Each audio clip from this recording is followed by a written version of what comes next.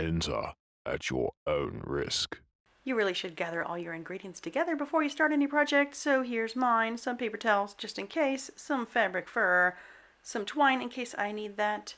Got a couple skeletons to practice with, heat gun, 3M super multi-purpose adhesive spray, some different plastics. I'm going to be using some store brown color plastic bags and some regular plastic drop cloth. This is 0.7 mil.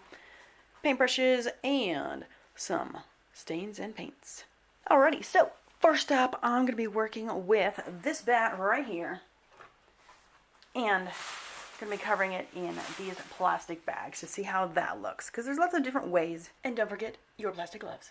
So let's get started with the bat. Alright, now I haven't used these plastic bags before, so number one thing I want is I want the brightest part of the letters on the inside, because I'm going to paint over it anyway.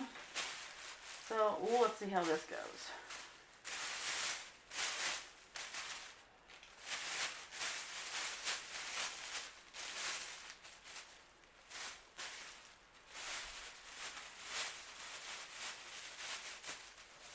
I can use this for maybe some tendons. We'll see how this goes.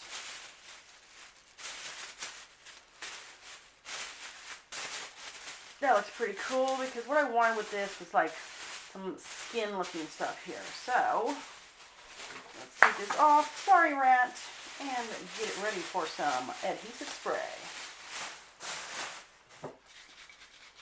Now I'm going to be not wanting to make a giant mess, so I'm going to be using my daughter's pour paint box here. That almost fits perfectly.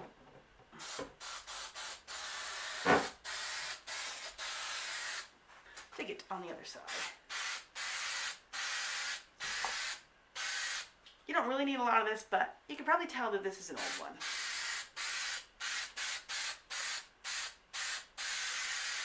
Alright. Okay, that one's inside out. And it really doesn't matter if they have holes in them. It might be even better if they did. Let's grab onto our bat here.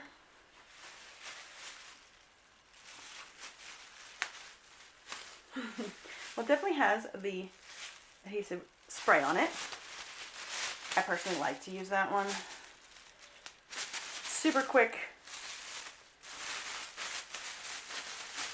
And I can feel I even got it on my arm hairs. Yay!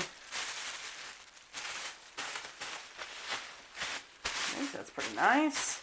It should shrink up pretty good, I think. And of course, you can make multiple layers on here. The other thing I would suggest is don't take too long before getting the next one on. Although, I didn't turn this one right side out, so that's okay.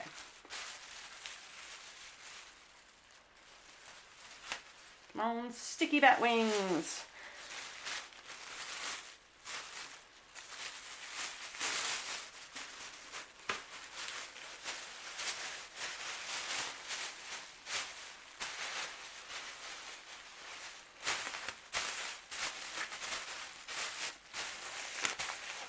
Nice and sticky. Technically, I could just move this out of the way, because I'm already done with that.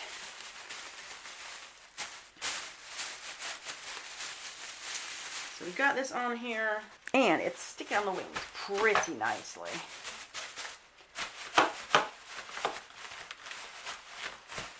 And the body, alright. So, not really loving that I didn't turn that one right side out, so I'm actually going to put one more over it.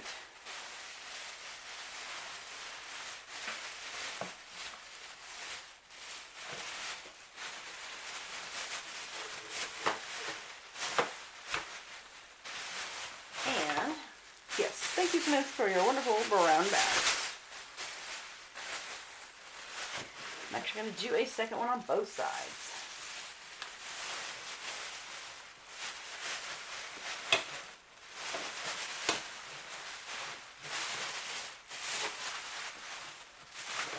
Now, of course, it just looks like meh right now. Next is the fun part with the heat gun. And I'm going to hold this by the feet for the first part of it. Let's turn on low first. And no, do not stick it over your hand to test if it's hot.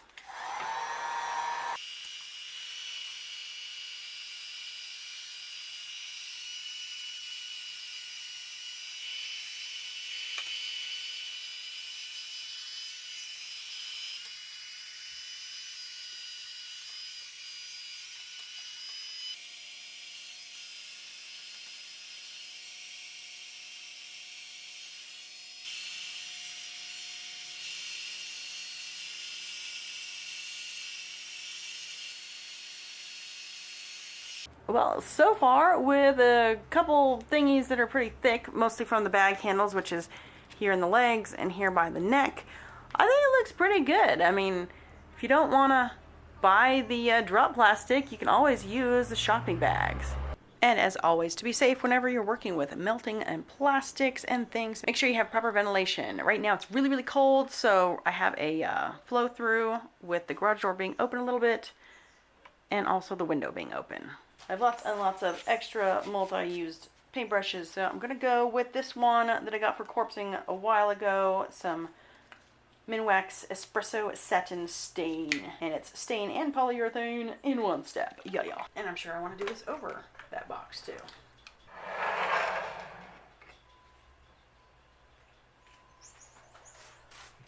Let's see how this one's looking. Now I don't use any latex online, just because it's expensive and I gotta work with what I gotta work with. And I like the nice highlights that this gives it. And this is only the first layer.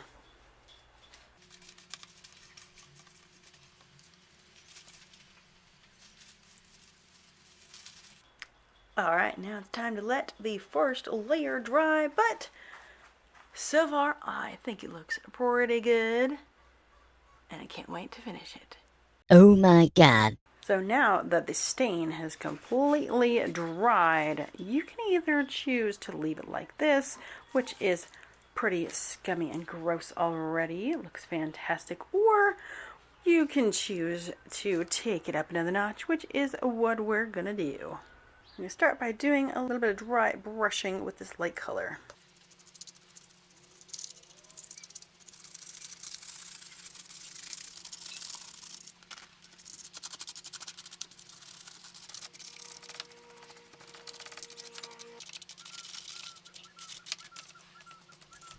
Go over with this color, just make it kind of try and stand out a little bit more.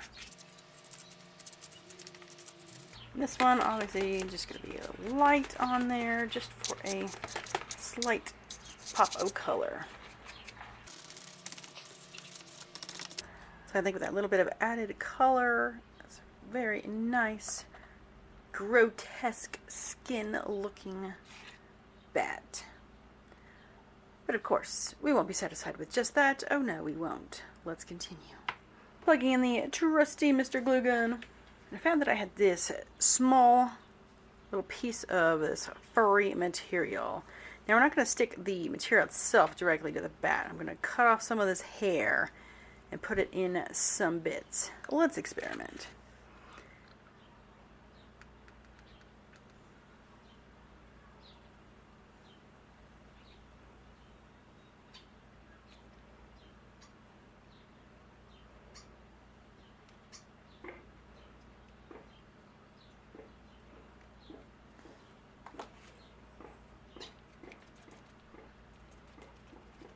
Well, some of it's staying on.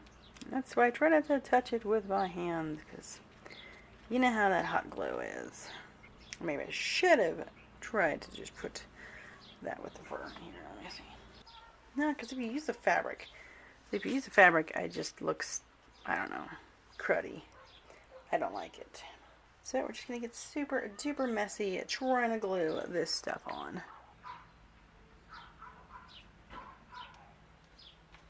Not a lot, just enough. Just enough to look disgusting.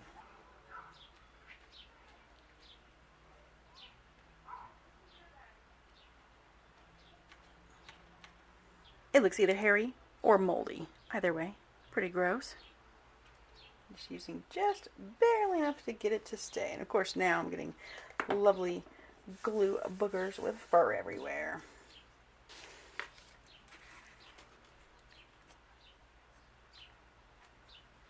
Well, so far I am thinking that this bat looks pretty awesome.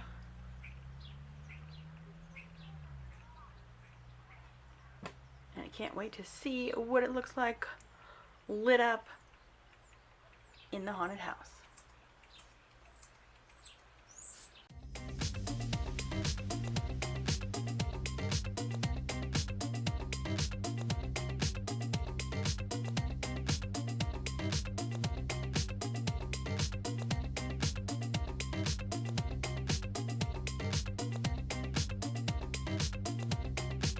Thank you very much.